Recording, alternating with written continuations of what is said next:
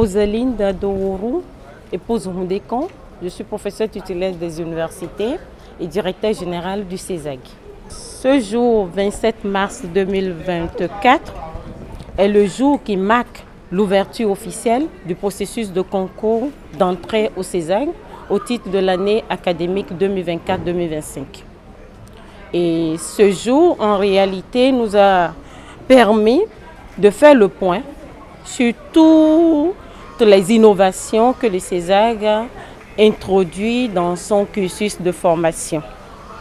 Au nombre de ces innovations, nous avons, dans un premier temps, le fait que nous avons fait un toilettage complet de nos offres de formation au CESAG.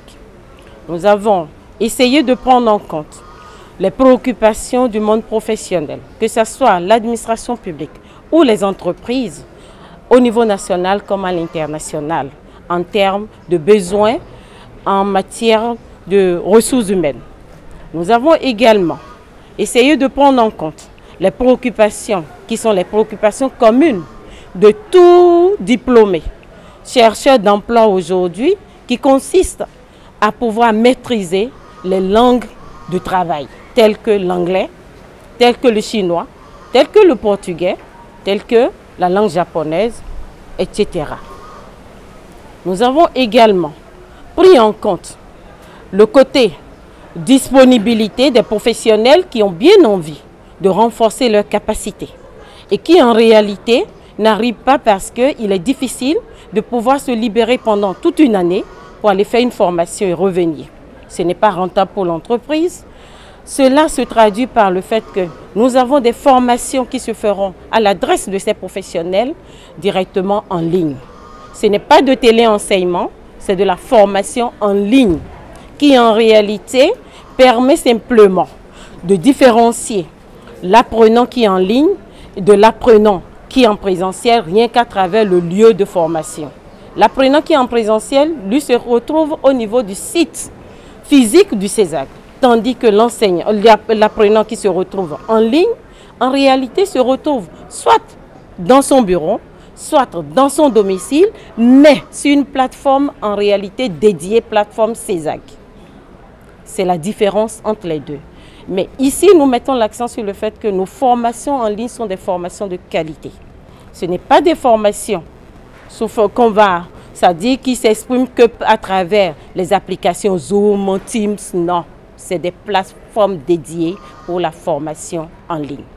Et à ce niveau, nous avons pris en compte les normes de qualité avec la possibilité de regrouper ces étudiants en ligne, en présentiel, au niveau soit de leur pays, soit de quelques pays limitrophes pour leur permettre de pouvoir être en contact direct avec les enseignants qu'ils ont eu en virtuel, les tuteurs qu'ils ont eu en virtuel, pour repréciser un certain nombre de choses et leur permettre vraiment de sortir avec des compétences qu'il faut, des compétences pour lesquelles ils ont postulé au départ.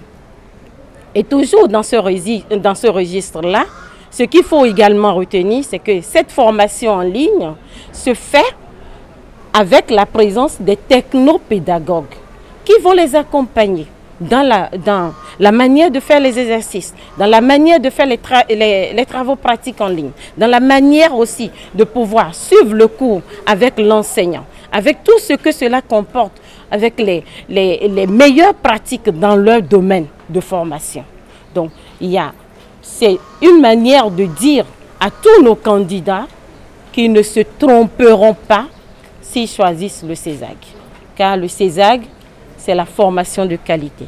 Le CESAG, c'est la transformation du capital humain en Afrique. Le CESAG, c'est le développement économique de notre continent. Je voudrais d'abord vous rappeler que la rentrée solennelle a eu lieu en décembre 2023. Ici, il s'agit des concours, la cérémonie de lancement officiel des concours d'entrée au CESAG au titre de l'année académique 2024-2025. Maintenant, pour répondre plus précisément à votre question, je dois dire que l'année académique se déroule ici normalement. Les étudiants, vous aurez l'occasion de vous en rendre compte si vous les interrogez, sont relativement satisfaits. Et je crois que le CESAC est toujours dans sa trajectoire du maintien de label de l'excellence.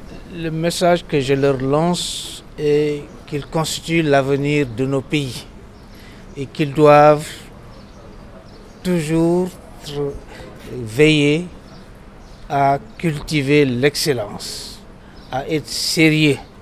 Comme le disait toujours l'ancien président, des formules que j'aime toujours beaucoup citer, il leur faut beaucoup travailler, toujours travailler, encore travailler.